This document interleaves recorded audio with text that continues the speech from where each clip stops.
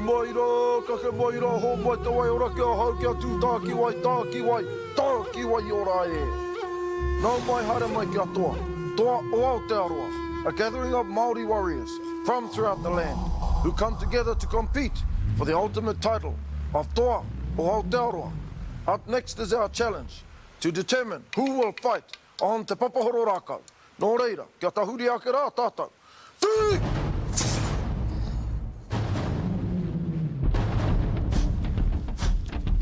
Ko tā mai te kāhuitoa ki tēnei o ngā wero nui. Ka re tonu te tehi e mōhio, hea ha te wero kai mua i te aroa rotoa. O, he pakata hoki awe iaha! Hei awa! Hei! Ko te kāhuitoa, ngunguru nei!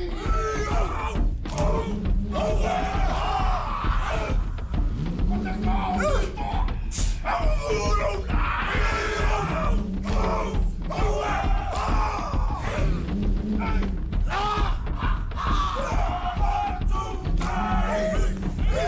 Kai te kite ake nei tātou, i te hiakai a wēnei toa ki tēnei weronui.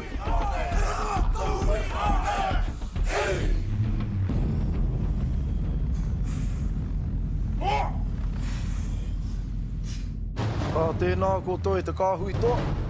Nau mai ki te wero nui mō tēnei rā. Ka huaina, ko Peruperu. Ka puta te mau āhara ki ngā toa. Nei te tū, ka whakatau i rātu e tū ki te rangi te āhua o ngā mahi. Ko te toro o ngā ringa me te hiki o ngā waiwai. Ka kia he whakatū waiwai. Ai, tūgua! Ka ata whakakotahi mai. Ka vai! Kua rite, mō te wero, mō te rā.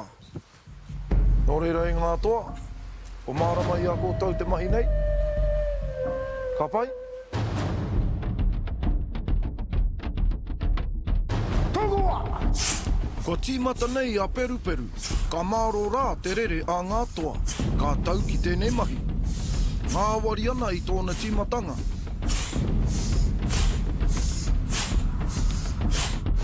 Just trying to keep an open mind to all the challenges that are coming. Obviously, because it's of a martial nature, you're going to expect some exercise. Peruperu is normally, we call it hua at home, because so what it kind of does is it opens you up and gets everything working, like your blood flowing, your breath, utilising your breath. Ka rongo rā te tinana ki te ngau kino nei a Peruperu. Peruperu.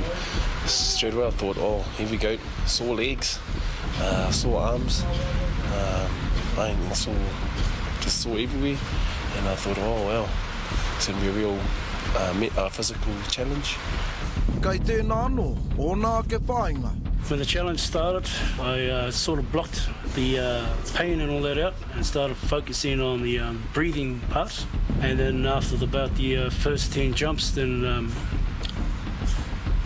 that's when I lost the focus to continue on. When the pain in my foot started worsening, that's when I decided to withdraw. Once you start thinking about the exercise too much, your brain starts to shut down, and then your thighs start to feel it first, and then your heart rate's up, and then you're starting to suck in the air. It's good to see the other brothers' level of fitness in that as well. So, if you observe through these exercises, you can also pick up, levels of fitness. And surprising to see some of the toa actually, they may be using it to strategize or just simply the exercise that they haven't trained on.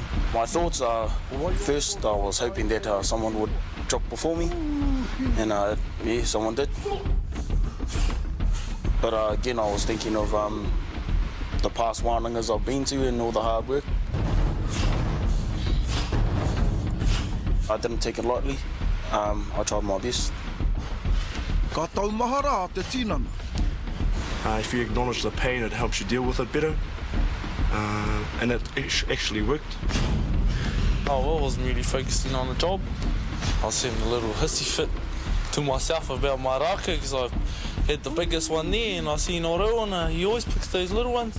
I actually wanted to try and do as best as I could this time.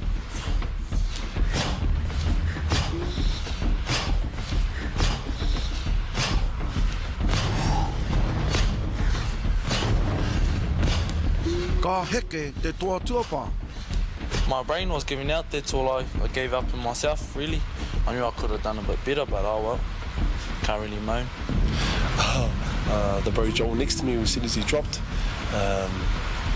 it just, oh no, when you see that fellow drop, oh no, just brings you down a bit, just like, wow, weighs you down a bit more, and just makes you think, oh no, now the challenge is down. Kua ki tēnei te pakari a wenei toa. We've got a few days in front of us.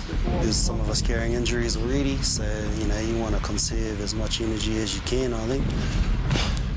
E wha ngā toa kua hinga nei a Peruperu. E toru noa kei te tūtonu. Most traditional Maori exercises do have a beat and a rhythm to them, so once you can get into that beat and that rhythm, it starts to take your mind off it, and then once you start thinking about the exercise too much, your brain starts to shut down, and then you'll see the brothers start to fall. Ka tiro tītaha ngā toa. First off, just playing in my mind, just keep him relaxed, and just breathe and relax, and after a while, the pain starts to kick in your waiwais, your legs and all that. Tini noa ana ngā ahua ngau a Peruperu ki te tinana. Rere ke ki tērā o te oma, te peke te peru rānei.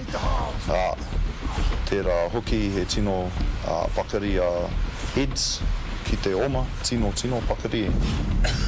Ka ua no te wero nei. Then the mum always started kicking in, and I started to get pull muscle. Nā wai rā, ka hinga no he toa. Ko ke mara kai te utonu. Was just finding different ways of dealing with the pain, making sure I'd last as long as possible. All-winner was definitely my inspiration, was my motivation, and I was after him, being a reigning champ, you have to get him, Ko wena hoki kai te rongo ki te mamai. Ki te katoa o tōku, mei kinei oku waiwai, oku rekereke, tōku nono hoki. Oku pakihiwi, o te whiu o ngā ringa, tino mamai hoki. It's when my legs just wouldn't listen, they just gave way. They had a mind of their own. Ka ia wai te toatanga nei. Once it was time to go, it was time to go, Ko ke mara kua hinga. A toi tū ko wena. Tēnā koutou katoa. Ko tērā te wero tuatahi e tino ua, e tino me kinei whakaputa i te hā.